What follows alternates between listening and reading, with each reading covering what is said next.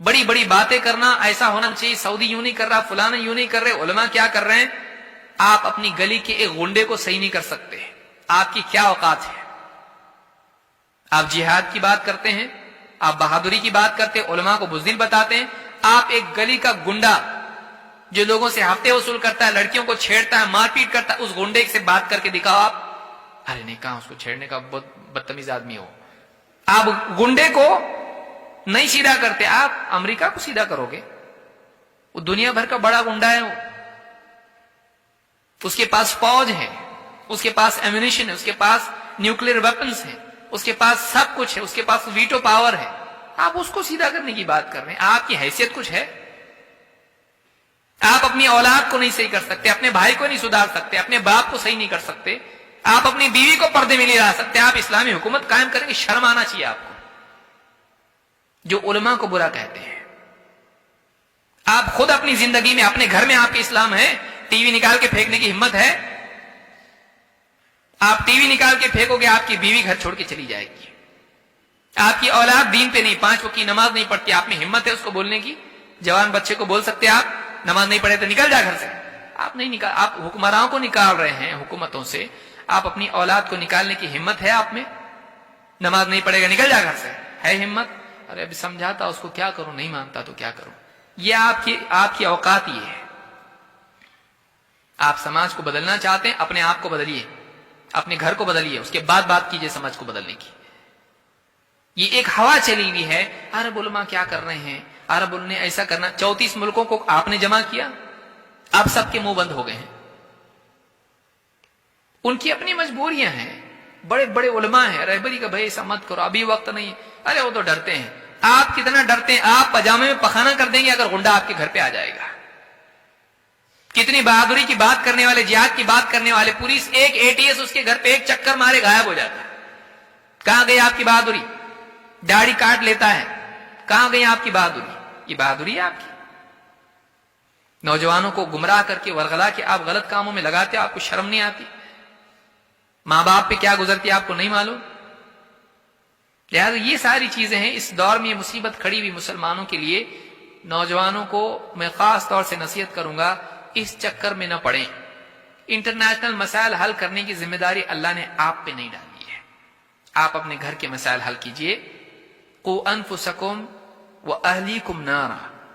جس کا مکلف اللہ نے کیا ہے وہ تو نہیں کر رہے ہیں، جس کا مکلف نہیں کیا ہے اس کے پیچھے دوڑ رہے ہیں. وہ ان لوگوں کا کام ہے جو واقعی اس مقام اور مرتبے پر ہیں. آپ کا کام وہ نہیں ہے. علماء کی ذمہ داری علماء نبھائیں گے، آپ اپنی ذمہ داری نبھائیں. آپ اپنی گھر والوں کی فکر کریں.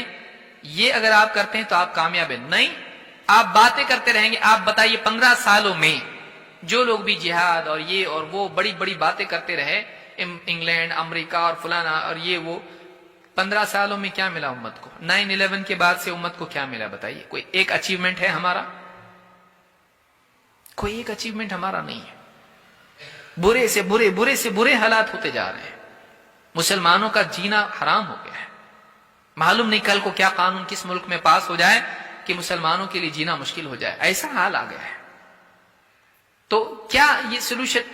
اور اس میں اور ریاکشن جو اس کا ہو رہا ہے اس سے اور زیادہ بدتر حالات پیدا ہو رہے ہیں.